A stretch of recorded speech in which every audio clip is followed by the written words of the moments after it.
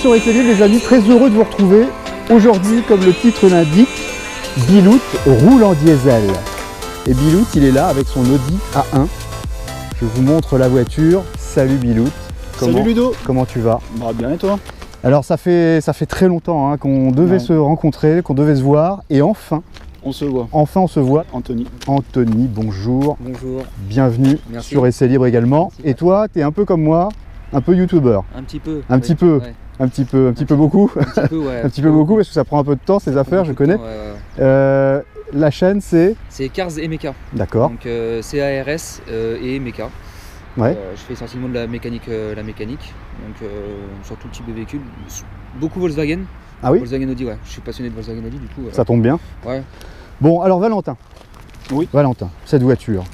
Cette magnifique Audi A1. D'ailleurs viens avec moi, je vais faire un petit tour pour montrer à nos amis rapidement le tour de la voiture. Donc des belles jantes, ce que je crois savoir, Rotor, hein, je crois que c'est ça. Rotor 18 pouces. La voiture est soft, juste ce qu'il faut, juste ce que j'aime en termes de petites touches personnelles, tu vois, quand je vois des choses comme le pot d'échappement, les feux un peu teintés comme ça, c'est très sympa. Tu l'as depuis quand? Depuis maintenant 2 ans. D'accord. C'est un 2 litres TDI, 143 chevaux de base. Ouais. Bon, mécaniquement parlant, forcément il y a eu certaines choses qui ont été faites. Ouais. On en rediscutera. On va en rediscuter après, effectivement. Mais comme le titre l'indique, Bilout roule en diesel. Roule en diesel, effectivement. Après, je fais un petit peu de kilomètres, c'est pour ça aussi que je roule en diesel. Ah bah oui, parce que c'est ta voiture de tous les jours. C'est pas qu'une voiture passion.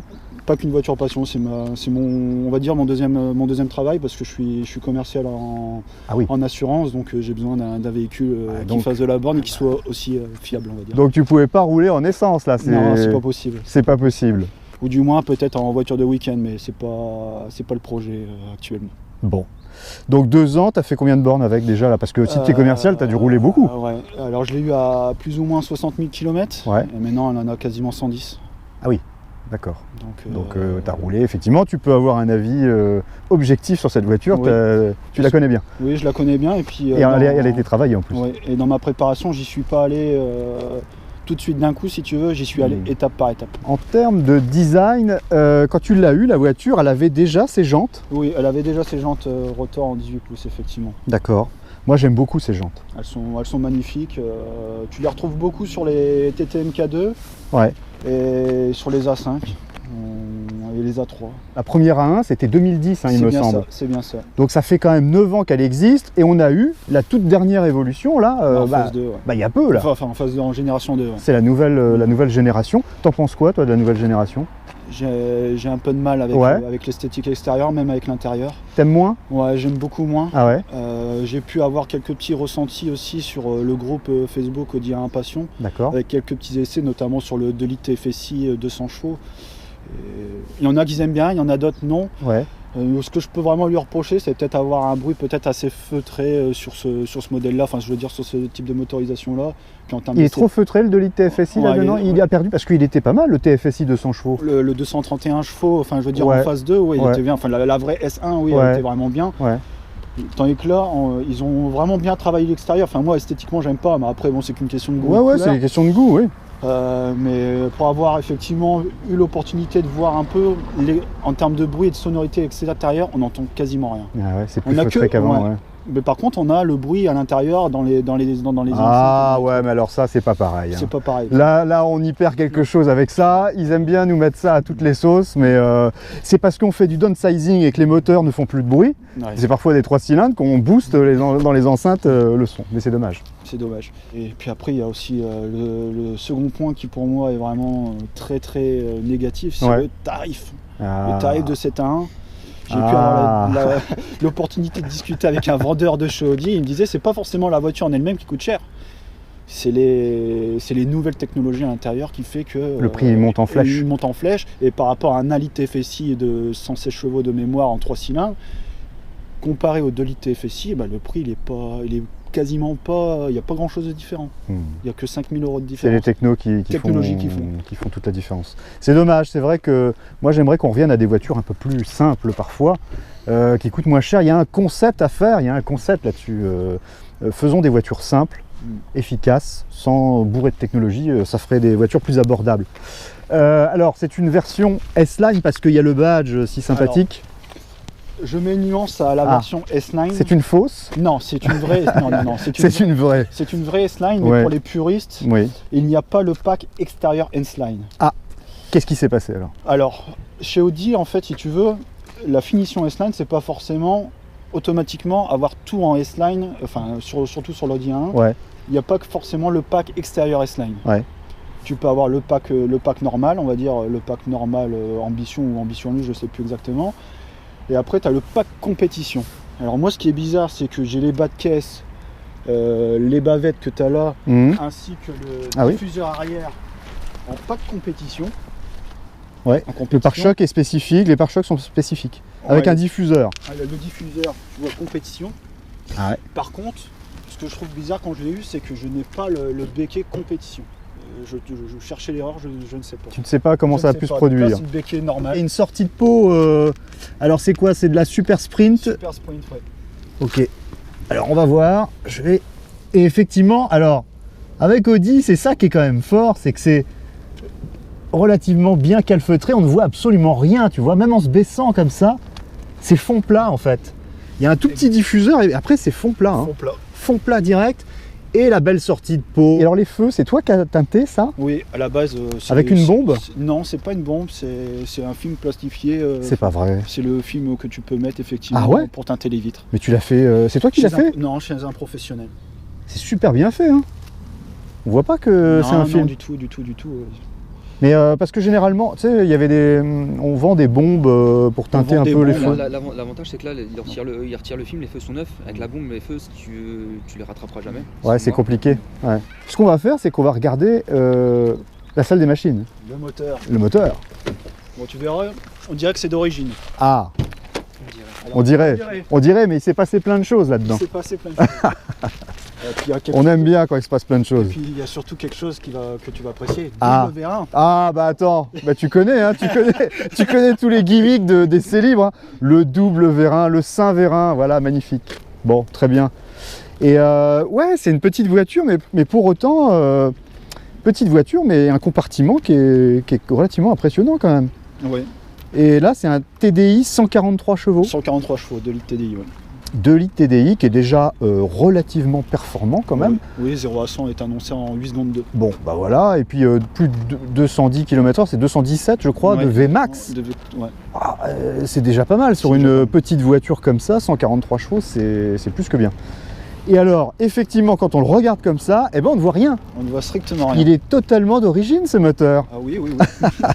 Alors, qu'est-ce qui s'est passé? Qu'est-ce que tu as fait dedans? Alors, si tu veux, comme je te l'ai dit, j'y suis allé par étapes avec cette voiture.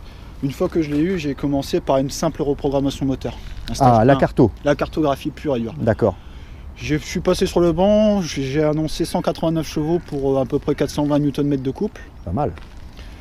J'ai vraiment apprécié ce gain de performance. Donc là, c'est une cinquantaine de chevaux gagnés. Et je me suis vraiment éclaté. Et un an plus tard, j'ai fait un stage 2. Stage 2. Là, je suis passé à 205 chevaux pour 444 Nm de couple. Ouais. Donc là, la carto, elle est encore optimisée. Mais là, il faut changer des choses. Il faut changer certaines choses. Ouais. Donc là, j'avais changé le filtre à air. Donc j'ai mis un filtre à air sport BMC. Un downpipe, donc plus de FAP. Ah, le FAP s'envole. Bah oui. Le FAP s'envole, forcément. Bah oui, voilà. Et j'avais mis un intermédiaire. D'accord. Un intermédiaire, j'ai fait sauter l'intermédiaire. Ouais. Et puis 6 mois plus tard, j'ai voulu encore gonfler un peu la chose. Stage 2 plus 3. Donc là, c'est encore plus. Donc là, il y a eu le silencieux arrière. Ouais. En plus, Super Sprint. Donc j'ai l'intermédiaire Super Sprint, le silencieux arrière Super Sprint, le downpipe en version ragazon. J'ai un turbo hybride. Alors ça veut dire quoi ça, turbo hybride? En fait, c'est un turbo tout simplement qui a été modifié. C'est un turbo... plus important? Non, en fait, comme c'est... Enfin, le 2 litres TDI sur la 1 est assez rare, donc j'ai eu du mal à trouver les pièces qu'il fallait pour pouvoir faire cette préparation-là. Donc c'est tout simplement le même turbo que celui d'origine, sauf qu'il a été préparé avec une plus grosse roue. Ils partent sur une base de turbo d'origine, modifié, ils réalisent les carters d'admission, ils mettent une roue d'admission un peu plus grosse, et voilà, ils en font avec un V1, ils en font deux en fait. Ah d'accord, et donc du coup, il est meilleur en rendement? Oui, du coup, vu qu'ils augmentent un peu le volume de la roue, d'admission, et puis le carter pareil, ça, on comprime plus d'air en fin de compte. D'accord. et donc ça booste. C'est ça, exactement. Bon, bah écoute. Donc tu as ça. Alors on m'a dit un truc, j'en profite là juste 2 secondes avant que tu continues. On m'a dit oui, j'entends souvent que tu dis le turbo se met en marche, le turbo s'enclenche, mais il faut pas dire ça, il faut dire le turbo spool. Ouais, il spool. En phase d'accroche. Ou en phase d'accroche. Le terme qu'on m'a appris à l'école, ouais. en phase d'accroche. Bon, alors pour nos amis puristes, voilà, je le dis parce que c'est important et je lis les commentaires et je porte intérêt à vos commentaires. Donc moi j'aime ce terme de le turbo il spool. Ouais. Ça se dit, hein, on a le droit. On a le droit. Ok, vas-y Bilout, continue. Donc ligne complète, turbo hybride, embrayage renforcé. Ah ça. Eh bah oui, là au bout d'un moment, il faut... Et ça doit coûter un petit peu quand même. Oui, bon après c'est pas forcément, on va dire, l'embrayage qui m'a coûté le plus cher, c'est plutôt la main-d'œuvre. C'est la main-d'œuvre pour aller démonter tout ça et... Ouais. Malheureusement, c'est pas évident à sortir celui-là. Non, il faut sortir vraiment pas mal de choses, la boîte, il faut faire tomber le berceau, etc. Ah oui, quand même.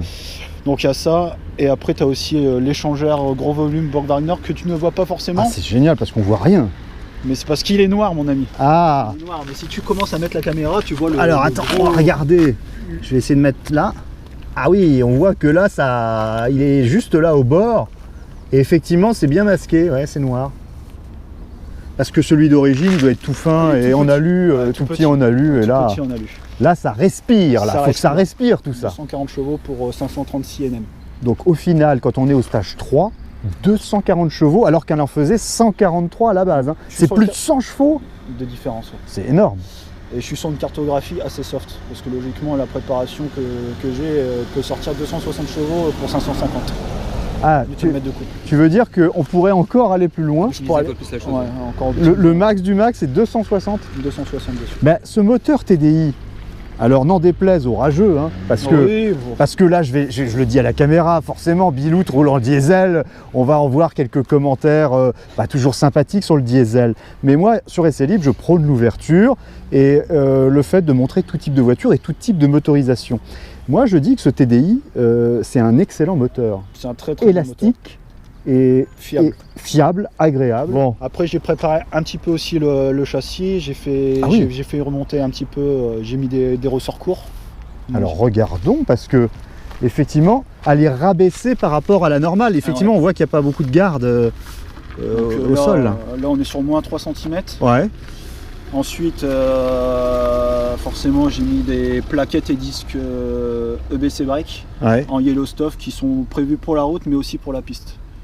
Tu peux même aller faire du circuit si j'ai pas mis, voilà, exactement. Ouais, c'est bien. Après, bon, j'ai pas investi dans du gros freinage parce que pour un coût plus important, je trouve qu'elle a déjà un bon freinage d'origine. Bah là, qu'est-ce qu'on a, on a des disques, c'est des ventilés rainurés, c'est ça, hein, 18 pouces, mais 18 pouces, 225/35 par 18. Ok, il connaît ses classiques, bravo, bravo. Et je vois que là, tu prends les précautions parce que j'ai rarement vu ça, mon ami. Là, il s'est endetté en boulon anti-vol.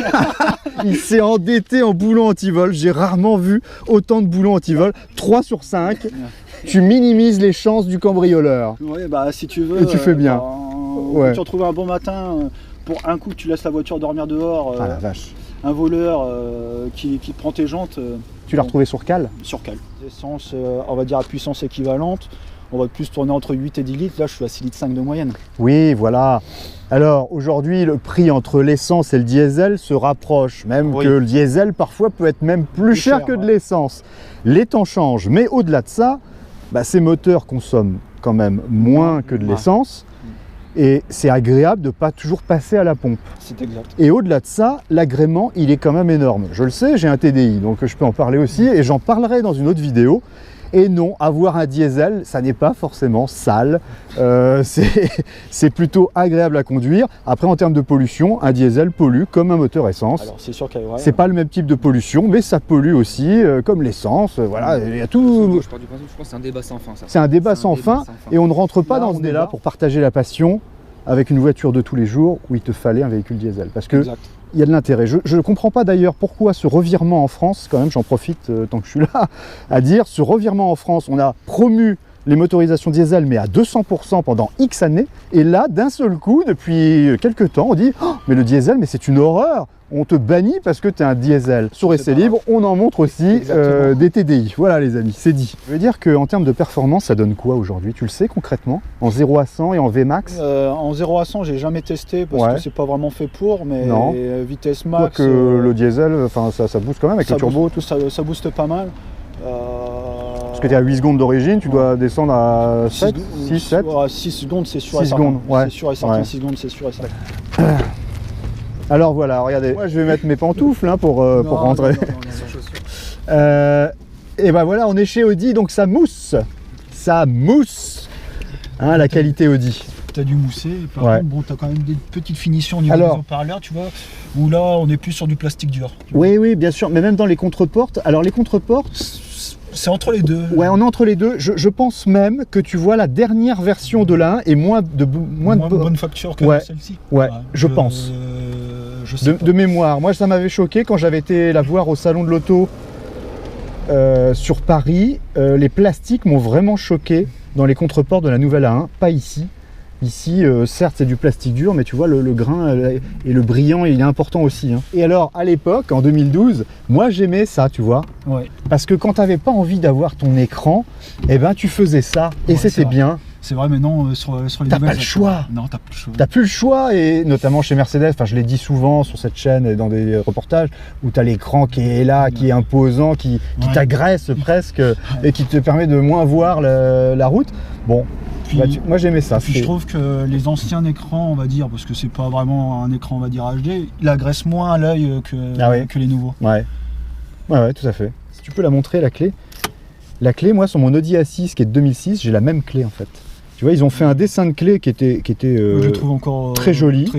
Très joli, très d'actualité, et ils l'ont démultiplié sur plusieurs modèles. Maintenant, ils ont rentabilisé le design de la clé.